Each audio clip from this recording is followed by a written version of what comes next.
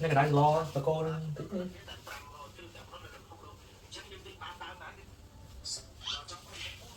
ជំរាបសួរពុកម៉ែបងប្អូនទាំងអស់គ្នាថ្ងៃនេះមានម៉ណយថ្មី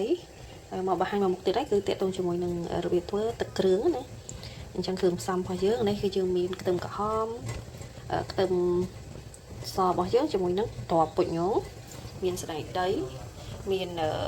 ម្ជូរស្ដាំហើយយើងដាក់ទុកស្ងោរយករសជាតិជូរហើយជាមួយនឹងទឹកគ្រឿងជាមួយនឹងត្រីរ៉ស់គឺខ្ញុំបានត្រីធំមែនតែនម៉ាក់គាត់ផ្ញើពីខេត្តមកអញ្ចឹងថ្ងៃនេះគឺធ្វើទឹកគ្រឿងញ៉ាំឲ្យឆ្ងាញ់ម្ដងហើយឥឡូវនេះដែរគឺយើងចាប់ផ្ដើមដាក់ស្ងោរ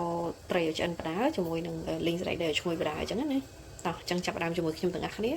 អញ្ចឹងបន្ទាប់ពីខ្ទះខ្លាំងហើយខ្ញុំធ្វើការចាក់គ្រឿងទេរបស់យើងលីងវាឲ្យឆ្អិនហើយឈ្ងុយអញ្ចឹងទៅធ្វើឲ្យរសជាតិទឹកគ្រឿងរបស់យើងកាន់តែឆ្ងាញ់ហ្នឹងណា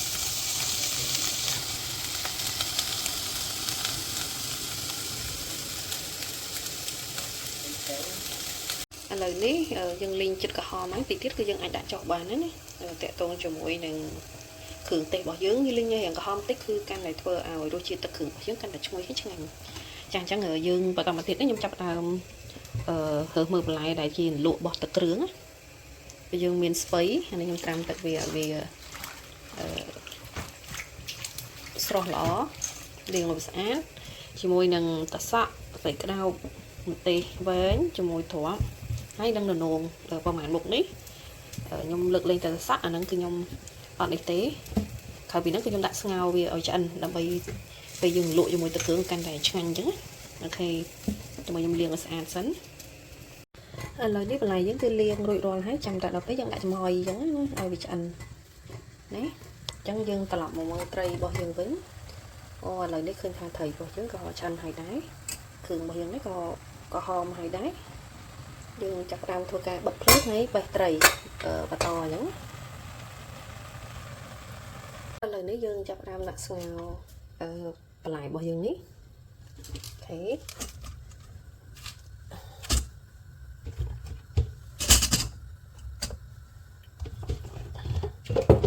ពុតខាងនេះយើងចង់ហូបបែបឆៅក៏បានដែរ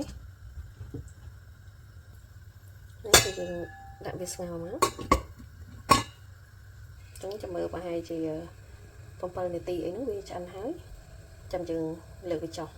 គ្រឿងសំខាន់របស់យើងចុងក្រោយនេះគឺប្រហុកអញ្ចឹងប្រហុករបស់យើងនេះគឺខ្ញុំធ្វើការដាក់វាស្ងោរជាមួយនឹងទឹកដែលយើងស្ងោរត្រីមិញណាយើងស្ងោរប្រហុកឲ្យវាចេញរសជាតិមកជាមួយគ្នាចឹងចឹងនៅក្នុងទឹកដែលយើងស្ងោរត្រីមិញនេះក៏ខ្ញុំបានដាក់អណ្ដាន់ដោយសារខ្ញុំចង់យកជាតិជូរចេញពីអណ្ដាន់បន្ថែមអញ្ចឹងណាពីបើស្ទើអីចាំយើងស្បាច់ក្រូចឆ្មាបន្ថែមអញ្ចឹងតទៅទៀតនេះខ្ញុំយកទឹកត្រៃហ្នឹងគឺដាក់ស្ងោរប្រហុករបស់យើងដើម្បីឲ្យប្រហុកហ្នឹងវាចេញជាតិ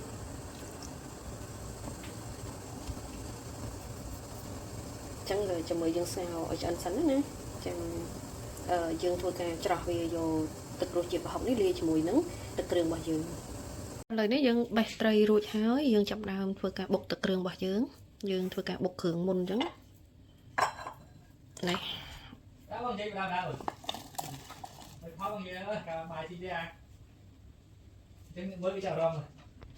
ចាំឡើយយើងចាប់ធ្វើការបុកមកពីគ្រឿងបន្តពីគ្រឿងយើងម៉ត់ហើយយើងចាប់ដើមធ្វើការដាក់ត្រីយើងបេះហើយហ្នឹងចូលបុកមួយគ្នាឲ្យម៉ត់អញ្ចឹង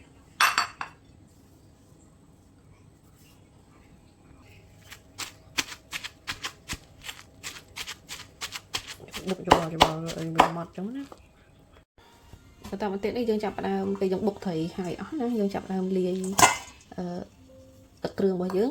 ដោយសារថ្ងៃនេះធ្វើខ្នាតធំត្រីវាធំដែរអ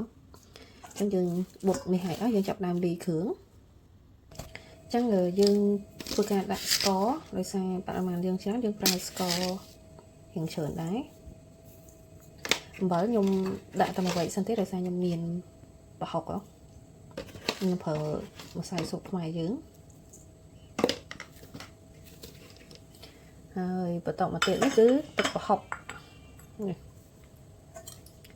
ទឹកប្រហុកដែលខ្ញុំបានដាំមុនហ្នឹង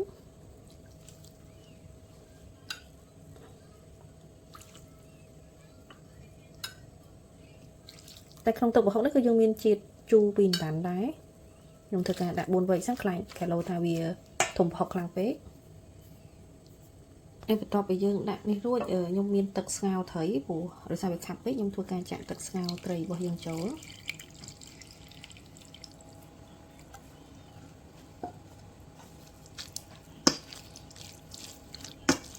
ហើយយើងកូរវាឲ្យសព្វឲ្យស្ករវាចេញវាលាយអស់ហើយយើងចាប់ផ្ដើមភ្លក់មើលទៅថារសជាតិទទួលយកបានហើយឬនៅអញ្ចឹងណាតែហើយឥឡូវនេះគឺទឹកគ្រឿងរបស់យើងបានរួចរាល់ហើយរសជាតិគឺឆ្ងាញ់ខ្លាំងមែនតើដោយសារតែត្រីរបស់យើងក៏ច្រើនឥឡូវនេះគឺយើងចាប់ផ្ដើមដាក់សណ្តែកដីបន្ថែមអញ្ចឹងណាព្រោះពេលយើងថែមសណ្តែកដីធ្វើឲ្យទឹកគ្រឿងរបស់យើងកាន់តែមានរសជាតិឆ្ងាញ់បន្ថែមពីលើនឹងមកតាំងទៀតឥឡូវនេះខ្ញុំចាប់ផ្ដើមដួសដាក់ចានដើម្បីធ្វើការតេស្តអញ្ចឹង